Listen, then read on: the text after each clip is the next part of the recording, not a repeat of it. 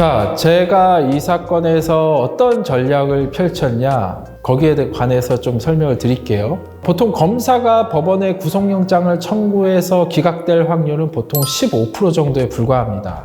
저는 영장실질심사 며칠 전부터 영장 전담 판사에게 제출할 변호인 의견서를 준비하였고, 영장실질심사 당일인 2023년 1월 9일 오전 9시에 창원지방법원에 변호인 의견서를 제출합니다. 그 전날 가서 할까 하다가 그날 이제 새벽 기차를 타고 올라갔죠.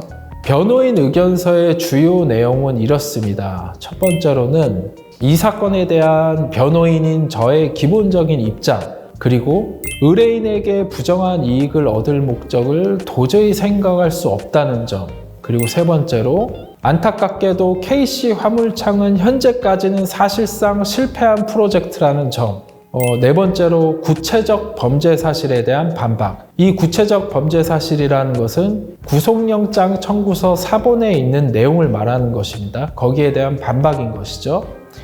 다섯 번째로 의뢰인의 개인용 외장 하드디스크를 보면 의뢰인이 문제의 도면 등에 대한 특별한 인식이나 취급, 관리 등을 하지 않았음을 확인할 수 있다는 점, 여섯 번째로 구속을 필요로 하는 사유가 없다는 점, 일곱 번째로 부정한 이익을 얻을 목적은 의뢰인이 아니라 담당 수사관에게 있으며 담당 수사관은 회사에서 자신의 능력을 인정받아 좋은 대우를 받기 위하여 아무런 죄가 없는 의뢰인을 어느 순간 국가 핵심 기술을 유출한 매우 파렴치하고 부도덕한 사람으로 만든 것이라는 점, 이런 내용이었습니다.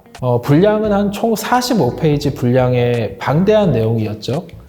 같은 날 창원지방법원에서 여러 건의 영장실질심사가 있었으나 이 사건은 산업기술 유출 사건이라 가장 마지막 순서로 조정되었고 오후 5시경에 시작되었습니다. 저는 영장 전담 판사에게 사건에 대한 충분한 설명을 하였습니다. 영장실질심사 후 의뢰인은 일단 창원해양경찰서로 이동하였고 당일 저녁 10시경 구속영장이 기각되었습니다. 마지막 순서로 조정되었다고 하셨는데 네.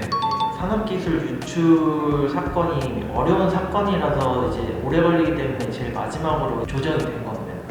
보통 이제 구속영장이 청구돼서 이제 영장실질심사를 가면 우리 사건만 있는 게 아니라 다른 여러 사건들이 있는데 주로 이제 국선 변호인들이에요. 그리고 대부분 뭐 절도, 강도, 상해 이런 사건들인데, 왜냐하면 국선은 짧게 끝납니다. 영장실질심사가. 그래서 사선을 뒤로 미루는데 사선 중에서도 이게 아주 특수하고 어렵고 매우 난이도 있는 사건이기 때문에 판사님 입장에서는 가장 마지막으로 밀어서 본인이 이제 물어보고 싶으신 것들에 대해서 충분한 질문을 하고자 가장 마지막으로 미루는 경향이 있습니다. 그 구속영장, 영장실질심사는 사실은 구속 전 피의자 심문이라고 합니다. 심문이라는 것은 법관이 피의자에게 자세히 물어본다는 뜻이에요. 이게 이제 기술유출 사건이기 때문에 더 자세하게 물어보려고 자기의 시간에 쫓기지 않고 좀 충분히 물어보고자 가장 뒤로 빼는 거죠. 5시간 정도가 소요된 건데 보통 영장실질검사 소요 시간이 그 정도 걸리는 아니에요. 그건 그렇진 않고요. 5시에 시작돼서 한 6시 좀 안 돼서 끝났을 거예요. 5시에 시작해서 6시에 끝나면 이제 판사님도 식사를 하시고 먼저 진행된 영장 사건에 대해서 검토를 하고, 그게 이제 기록을 검토하시고 이제 영장을 발부해야 되겠다고 하면 발부 여부에 대해서 판단하시고 이제 영장기에 내려보냅니다. 근데 저희 사건은 가장 늦게 했기 때문에 가장 늦게 영장기에 내려오겠죠. 그래서 저는 당일 영장기에 전화해서 결과 나왔냐 계속 물어봤는데 가장 마지막에 나왔고 기각됐다라는 얘기를 듣게 됐습니다.